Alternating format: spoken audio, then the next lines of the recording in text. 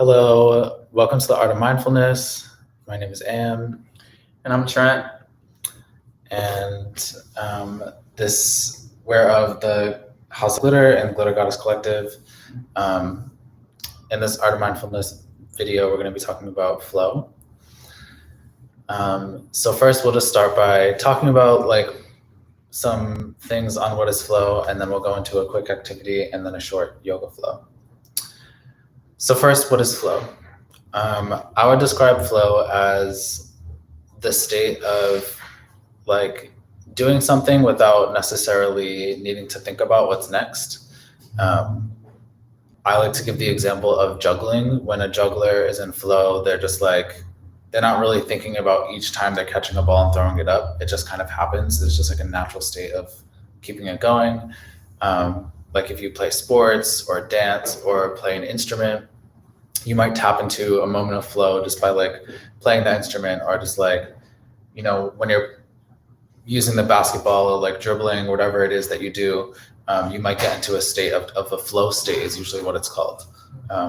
There's even such thing as flow arts, where people spin poi or fire arts of spinning, and it looks really cool, but it's just this moment of doing something over and over again and getting into a place of flow.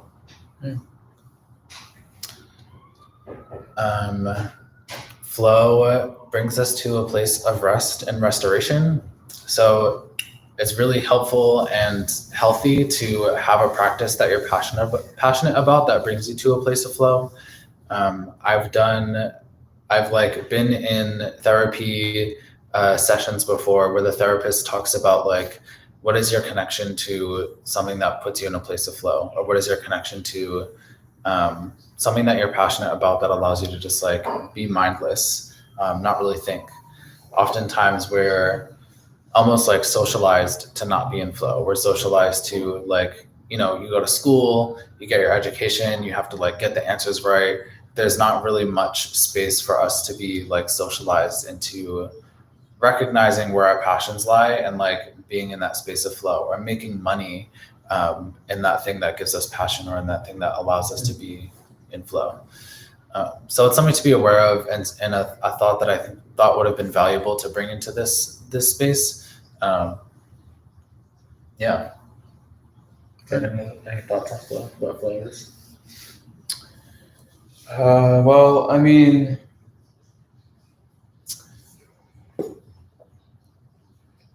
your flow is your flow. Whatever you choose to do, and utilizing it the way it's best for you, which then you go into your own flow of whatever that is. So just let's say you have a routine. Let's say you have a routine that you're well stacked in. You get up in the morning, brush your teeth, wash your face, get dressed, go do whatever you need to do for the day, come back. That would be considered as, that's your flow. Your flow is you do this in the morning, you do this, to shift to this, to go here, and then to end up back home again. That's your scheduled day, but that is technically your flow of how you do things. That is your exact flow of how you would do something, if that was your everyday life. Other people's flows is different. Some people don't get up and go to work and do all that. Some people get up and start stretching and start their day like that, or start their day with movement and then brush their teeth and wash their face and start their day doing something different, or farming or something. Some people start their day, get up and doing labor. So everyone has their own flow state of what they're going. Some people might not think of it as flow because it's backbreaking work most of the time, but it's commonly known as the flow over here in this department. So if you didn't think of that, if you don't think that what you do every day is the flow, it is flow. Because everything can be, majority of movement can be labeled as a flow. Love that. And then that reminds me too of sometimes things can become monotonous, or you do it so often over and over again that it gets boring, or you start to dislike it. And that's pretty common for, especially if there's, going to work, if you have a job that you don't really love doing. I used to wash dishes, I used to be a busboy. There are things that after doing it over and over and over again, it just becomes like, I started to kind of hate it. So there's a part of bringing mindfulness into flow that I thought could be cool to think about and talk about and bring into this space. So if you, let's say, for example, have to do dishes every day, even just at home, like you got to do dishes or do laundry, and it's something just from like doing it over and over again, it gets kind of boring. There's a level of mindfulness that you can bring into it and intention. So Stephen talked about this in the last video with the example of doing dishes. Like, what is it like for you to like put soap on the sponge with more intention, or to think about it in a way that could just bring more like fun to it, or just bring a different kind of like emotion or feeling to it than you've had before, to change your relationship with it. So like when you get into the flow of things and it starts to feel like you're having a negative relationship with it, there are ways that we can bring mindfulness into the practice so that it turns into a positive relationship. And we talked about in the intro of like, what is mindfulness, about how like a lot of times, you know, if you just Google what mindfulness is, it tells you that it's a practice to help relieve stress. And my initial response to that was like, mindfulness can be great to relieve stress, but that's not the only reason why it's there. A lot of times, like, we have normal everyday frustrations, or we get bored of things. And like those are moments where I think mindfulness can come into play as well. It's not just about like the like clinical, very almost like whitewashed way of thinking about stress as something stress is unhealthy. We want to avoid stress. So therefore mindfulness. I think that's one thing, and that's great. But at least with the idea of flow, thinking about bringing mindfulness into flow for things that are that you start to have a negative relationship with, I think can be really helpful. I thought about also typing, like for me, typing and writing, because from typing so much, like texting so much, or like typing on the computer so much, I already know where all the letters are on the keyboard. So I don't have to think about like, all right, here's the A, here's the N, here's the T. I just like, there's something that wants to be communicated from my brain, and it just comes out my fingertips.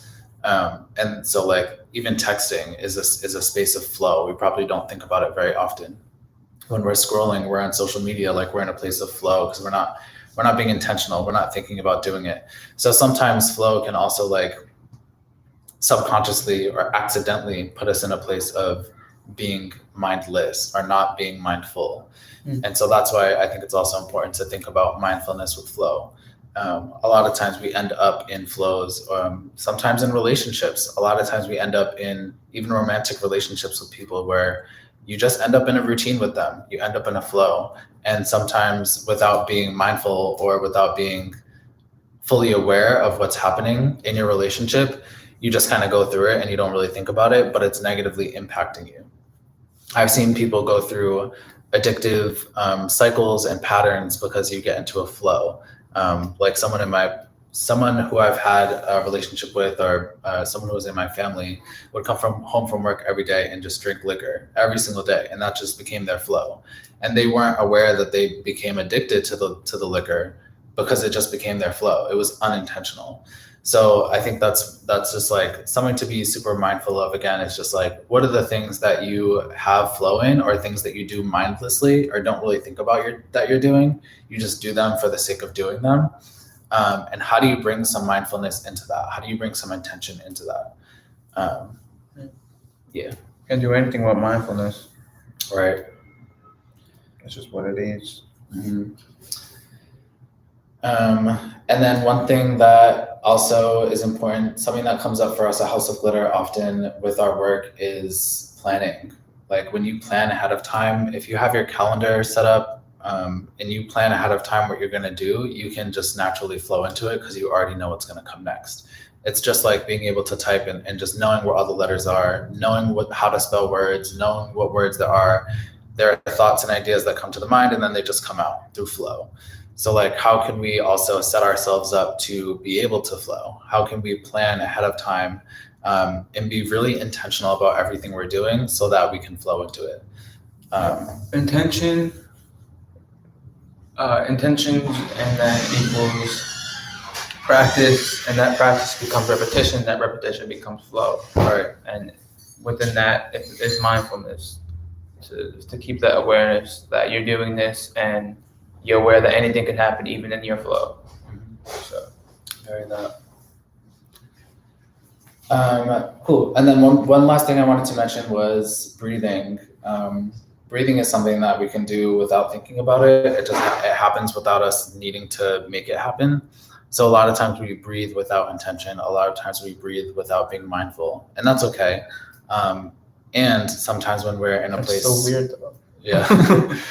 Sometimes when we're in a place of stress, or we are feeling anxious or frustrated or anxiety or any negative feelings, you can become mindful of the breath. So it doesn't have to be something that happens in flow without thinking about it. We can control it and we can think about it. So how do we tap into that? And how do we know when to tap into that? Like, ooh, I'm in a negative flow space with my breath. How can I be aware of my breathing so I can slow it down or do whatever I need to do to get to the place that I want to be at? Cool. So we'll move into our activity. The activity for this video will be a prompt. So we'll do some journaling. Journaling is one way to help us to stay in a flow or get into a flow. So I'll invite us to find a pencil or paper, something to write with or type with if you want to type it out on your computer. And I'll invite you to just pause the video after we ask the prompt, and take as much time as you need to write, get all of your thoughts out, and then once all of your thoughts are out, you can just press play again. So the prompt is write out 7 things that you find flow in. And they can be flows that bring you to that, like we talked about, mindlessness, something that you do without thinking about it. It's accidental almost, or you just do it because you've always done it and you don't really think about it. And then also think about what are those flows that you do find intention in. Is it an instrument you play or a sport you play or whatever your practice is that you enjoy doing? Write out 7 of those things and label which are the mindless ones and which ones are the ones that you're a little more mindful with. Some people, some people are just in practice and mindful everything that they do. That's very true. That's true. Okay, so for the next part of the video, we'll go into an asana yoga practice. With thinking about flow, it's something that is prevalent in yoga or something that we see a lot in yoga, something that when you take a yoga class that you'll see a lot of times is sun salutations. And that's kind of like a place where when you're doing yoga, when you're in the asana practice, you find flow in because it's the same motions over and over again. So I'll take us through a few sun salutations and maybe some extra poses if there's time, but we're going to focus on sun salutations so that we can know what to expect next and like tap into that breathing and tap into that flow while we're doing those repetitive movements. Try to ignore the flies in the space. I was like dodging them. Dodging the flies. Secret agent. And then of course, if you have blankets, yoga mats, whatever works for you to be more comfortable in your yoga practice.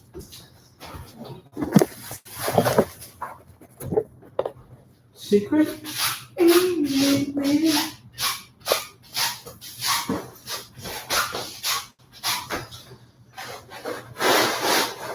Alright, so we're gonna start standing.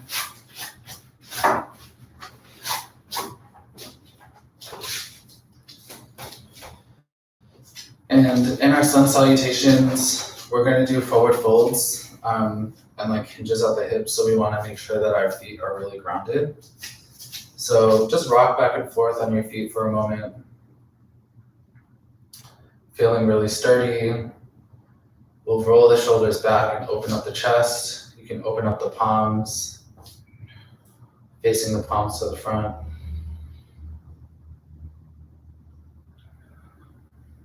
And I'll invite you to either close your eyes if that feels good, or you can just find one spot in the room, one spot in front of you that you can focus on.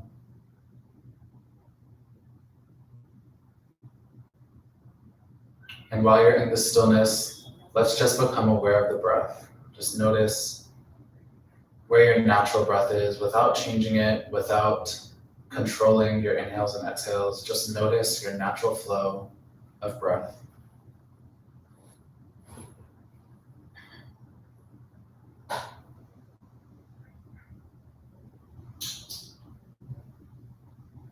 And then from here, I'll invite us to now take control of the breath. Now being mindful of how we're inhaling and exhaling.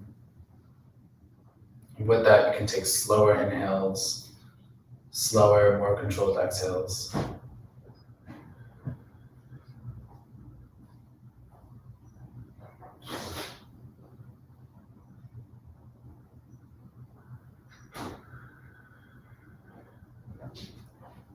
So before we start sun salutations, I'll mention that this is called mountain pose or Tadasana.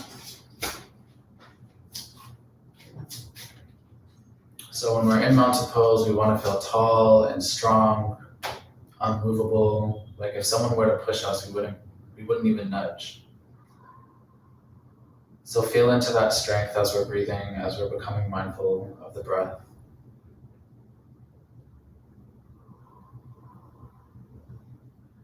And the first thing we do in sun salutations, we're gonna inhale to raise the arms up for what's called extended mountain pose. And then we're gonna exhale to hinge at the hips and dive down to a forward fold, bringing the arms down to the floor. And then we'll inhale again for what's called flat back. You can press the hands into the shins. We're finding the long, tall spine. And then we're gonna exhale again, bringing the hands to the floor. On the next inhale, you can crawl the hands forward into a plank. And if you'd like to, you can drop the hips down, untucking the feet, pressing the hips forward, feeling strong in the arms. And then to exhale, you would tuck the toes, lift the hips up and back for downward dog. We can take a couple of inhales and exhales here, just because it's our first downward dog. You can pedal out the feet if it feels good for you. And whenever you're ready, crawl the hands toward the feet. And then from here, we'll inhale again to extended mountain pose, raising the arms up overhead. And exhale, arms back down. So this is one version of sun salutation. There's sun salutation A, sun salutation B, and there are some different variations of sun salutation that use some extra breaths, that go slower, that go faster. And in this practice, we're using sun salutation B. And I'm giving you some modifications as well, so some things that we can do differently. So we'll do that round again, inhaling the arms up overhead for extended mountain pose. On the exhale, we swan dive down, hinging at the hips. Inhale to press against the shins, flat back, reaching the head long. Exhale to come down to the mat, crawling the hands forward. You can plank into upward dog. This motion is called chaturanga. And then exhale to reach the hips back, tuck the toes, downward dog. And crawl the hands back to forward fold. Inhale again, raising the arms up overhead. Exhale the arms back down. Inhale, arms up again. Exhale, swan dive down, hinging at the hips. Inhale, flat back, finding as much distance from the ears to the shoulders as possible, reaching the head long. Exhale, swan dive back down to crawl the hands forward for what's called chaturanga.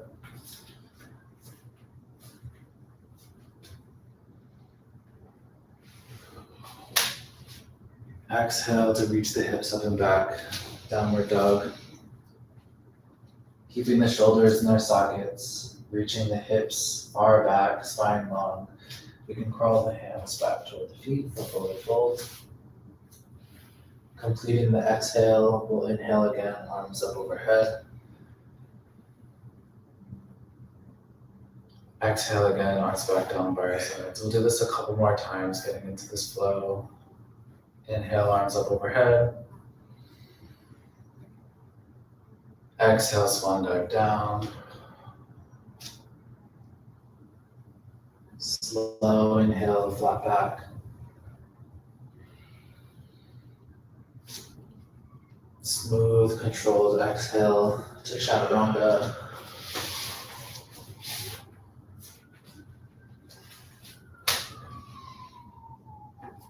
Inhaling again. Exhaling to downward dog. We'll find a cycle of breath to crawl the hands toward the feet. And after this exhale, again, raise the arms up overhead. Inhale. Exhale, the arms back down by our sides. Inhaling, arms up overhead. Exhale, hinging at the hips, forward fold. Inhale, flat back. Exhale, crawl the hands forward for chaturanga.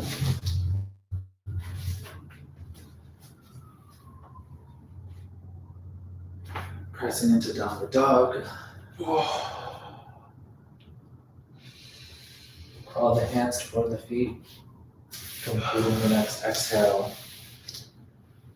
Inhale again, arms up overhead. Exhale, arms back down by our sides. We'll do this one more time. Inhaling, arms up overhead. Exhale, hinge at the hips.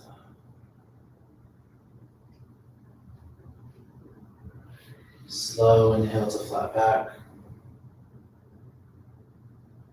Slow exhale to chaturanga.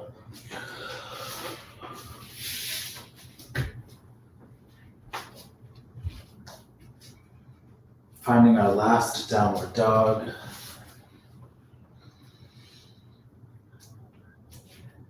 Crawling the hands toward the feet. Our last forward fold. Inhale the arms up overhead. Extended mountain pose. And then we'll exhale, coming back to Tadasana, mountain pose. Let's just take one more moment here. I'll offer us the space to take a few breaths, just to reflect on how this flow has felt.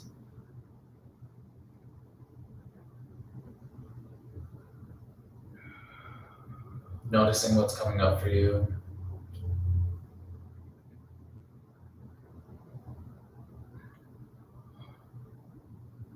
And then we'll take one big breath together. We'll inhale to bring the shoulders up toward the ears. And exhale, release. You can shake everything out. And we'll come back to seated.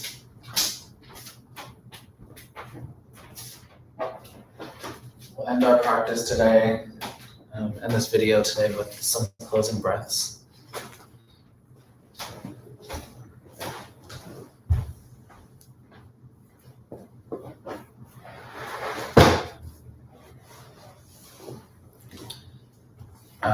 And for our closing breaths, I'll invite you to rest your hands over your heart, where you can have your hands at heart center. First, I'll invite us to take a breath for our individual ancestors that you bring into this space and into this practice today. Deep breath in and out.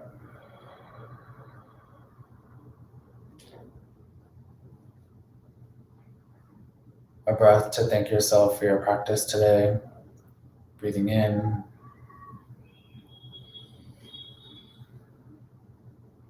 and out.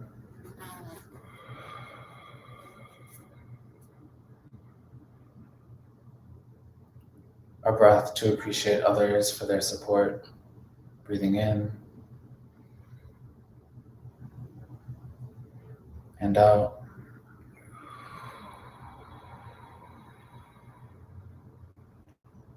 Finally, a breath for your own personal flow, to notice flow, to be more aware of flow, to be mindful of flow for the rest of today and for the days to come after.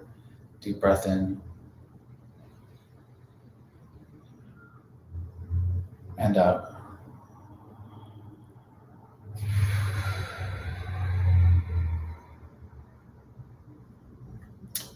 Namaste. Thanks for joining us today. See you next week.